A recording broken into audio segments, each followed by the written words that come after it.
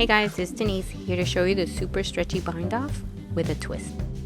This is a great bind off to use for say brimless hats or gloves, boot cuffs, or even socks. Special thanks to Promise Learning for covering the cost of closed captioning. Alrighty, let's begin.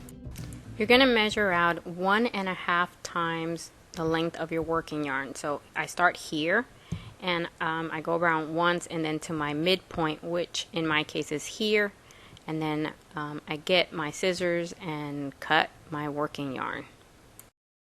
Then I go back and I find the peg that has the working yarn, and I am going to skip the peg that's next to it right here and go to the next peg. And when I get there, I am going to scoop the working yarn from the bottom up. I then take the working yarn back to the peg that I skipped, and now I'm going to scoop the yarn from the top instead of from the bottom and feed the yarn through that peg and pull and tighten, and now I'm going to repeat the process. So I skipped the peg. I'm now going to scoop from the bottom up, go back with my working yarn to the peg I skipped, and now I'm going to feed from the top down, and then I'm going to tighten my working yarn and repeat the process. So I skip a peg, and remember this is your first one that you did, keep that in mind.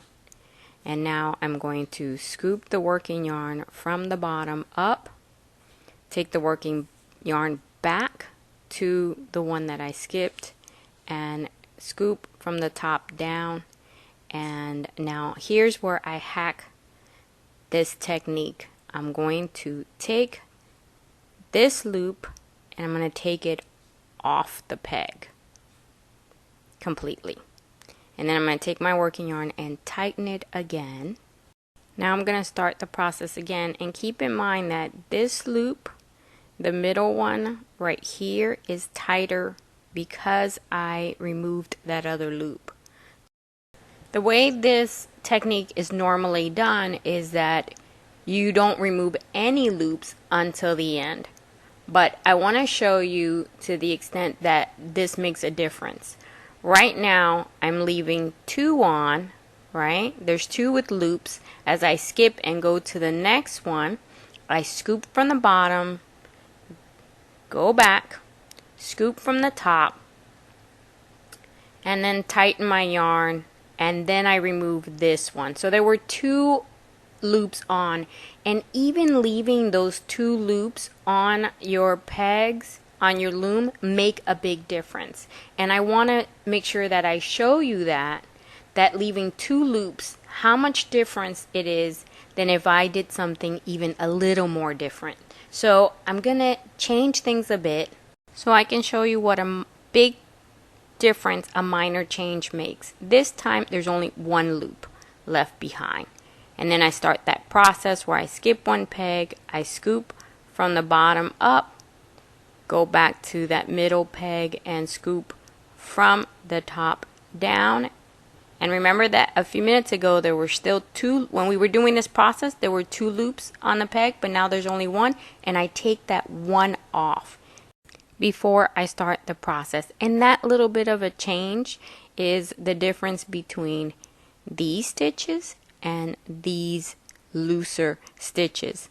And the difference here was I was leaving 2 loops on my loom as opposed to here where I only left 1.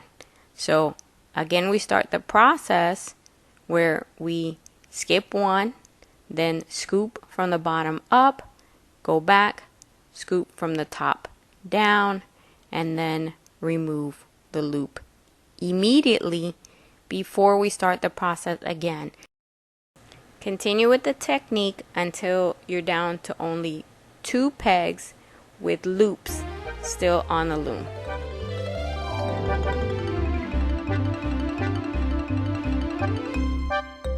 When you're down to the last 2, one of them being the first peg that you did, do you remember that one? Now you're just going to scoop the yarn up that first peg and remove your loops, and now you're done. The loops on your edge look nice and tight and clean, but the best part about this technique is that it is stretchy. It looks great. So here's what I want you to see. Bam! See that? I totally love this technique. I hope you guys too. If you liked the video, please share, comment, like, and remember to love with your looms.